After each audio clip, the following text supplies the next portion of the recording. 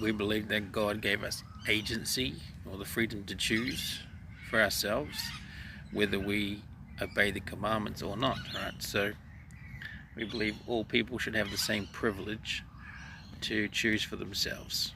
So there's that. And then there's the commandment, thou shalt not kill. And should I add to that, you shouldn't encourage other people to kill on your behalf, or shouldn't encourage anyone to kill, you know. So there's that. So you're kind of in this juxtaposition of, you know, opposing what appears to be opposing views, right? And you kind of like walk in the middle line here, balancing act of allowing freedom, but also adhering to the commandments of God.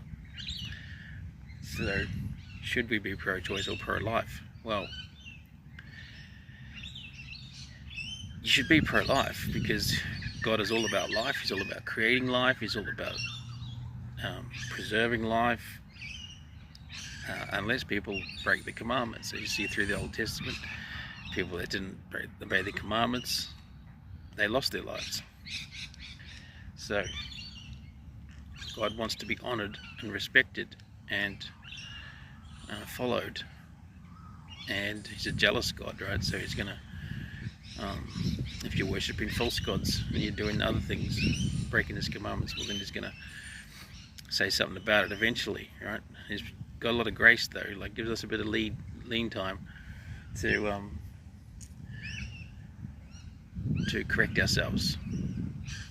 So the issue, I think the real issue in all of this is, do we believe that God speaks to prophets, and do we believe that prophets say what God says, like pass on the message? If we believe that God speaks to prophets and they pass on messages from him to us, which are for our benefit, then we should be pro-life, because being pro-choice puts you in a position where you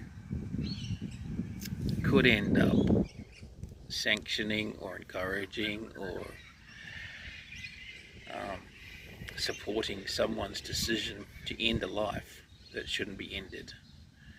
And then so you're going to have to be held accountable for that position.